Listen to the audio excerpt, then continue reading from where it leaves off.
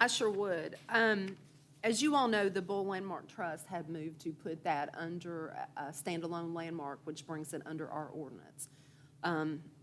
You all are very familiar with this house, maybe not you, Mr. Noble. Pat's very familiar with it, but some years ago, the Bull Landmark Trust purchased this house with part of their revolving fund, and they eventually got it sold to a Carl McMillan, and he's a developer out of South Carolina, who has also agreed to do a tax credit job on this. So yes.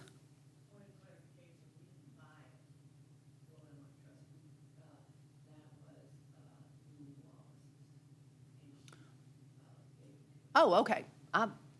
Good to know, because I thought you all bought it. So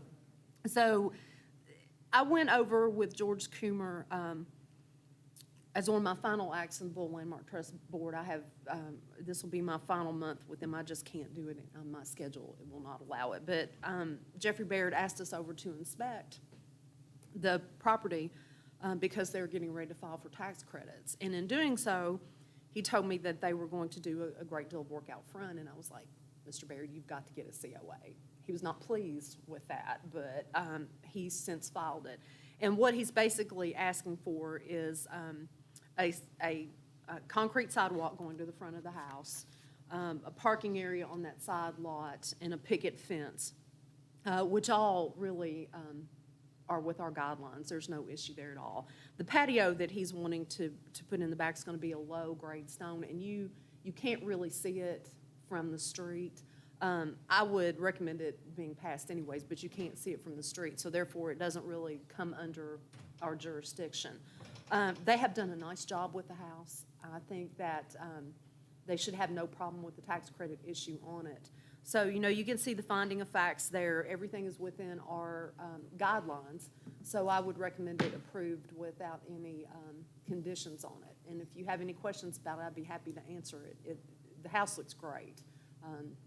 They've done quite a nice job, and I understand they're probably going to do a little business with that, make it an Airbnb when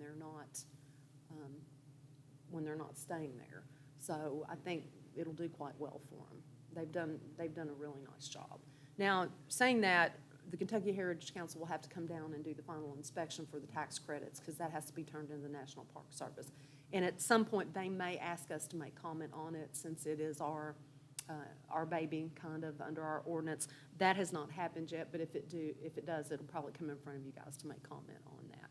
And at that point, I would probably want to get you guys in the house and let you see it and do a tour of it.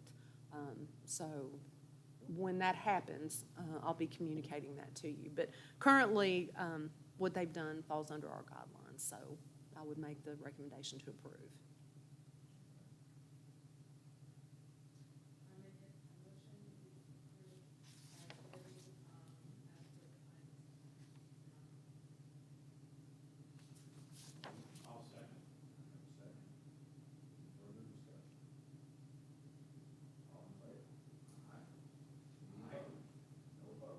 Fantastic.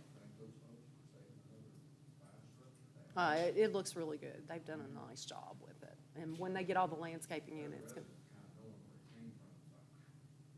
Well, he's a developer, and he works a great deal in Charleston and some in Savannah. So he's very aware of architectural review boards and the specific design guidelines. When you work in Charleston or Savannah, their guidelines are this thick. So he was well aware of what he was getting into when he bought it. So we're in good shape there. All right. Would you like to give us a rundown on item number 4? Your recommendations? Right, you all have in your package, we need to send over a report and a letter to Planning and Zoning and then to the City Commission. This is the language I recommend that we put in that letter. It basically states that the Lanier Tolliver House is worthy of a standalone landmark recognition. And the language that I've specifically written in there ought to be included in the ordinance where they adopt that into the house. And it just basically is a clarification of why it deserves recognition. And it does like I told you last time, it does under 2 points because of its architectural value and that it's associated with Edna Tolliver. That probably needs to be stated in the ordinance. We've done that with the other 2 standalone landmarks that we've done. Yeah. Certainly, and so I just think that that language needs to be included in that recommendation that we make to planning and zoning. Teacher and principal. Principal is our pal. Oh, okay. Where's that at? The Number 5. associated with. Yeah. Okay. I wonder why my spelling check. It's because it is right spelling, it's just the wrong context. Oh, I see. No, planning and zoning. It will go to planning and zoning and then to city commission. They have filled out their application through planning and zoning. Carmel did already. So I suspect that that meeting is going to be the 14th of December. I'll show up at that meeting, and, you know, let them know that we're on board for that. And then I'll do the city commission as well, as soon as they get that on their schedule. I don't expect any issue with it going through. It's certainly worthy of it, so just as long as this language is okay with those spelling issues in there, I'll take care of. You got it right in the next line. It was just, it's just the top one. Who knows? It's right Yeah. there, but it's just there. Some days I'm better than others. That's all of us.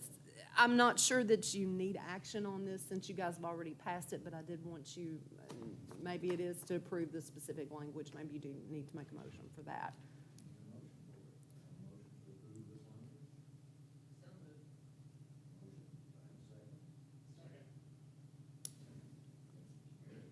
Gary's first, so we have a motion second, further discussion? Having heard none, motion to. Yes. Everybody's in favor, yes. Wherever that halfway goes. That's okay. That's it. All right. Having Will voted- we keep it in before Thanksgiving? We'll wait till closer to Christmas. It depends on if we have business at Christmas. We will certainly meet in January because we have to have a discussion about the upcoming grant rounds that are coming, so. The 21st would be. Upcoming grant rounds. The December 21st would be the regular meeting if we needed it. No Christmas party. Unless we have, unless there is a hearing required, we will probably forego the December meeting just because it's so close to Christmas and everybody's schedule's crazy. Now, I can't say, for certain, but if we have a COA that has to have a hearing, we'll try to get a quorum together.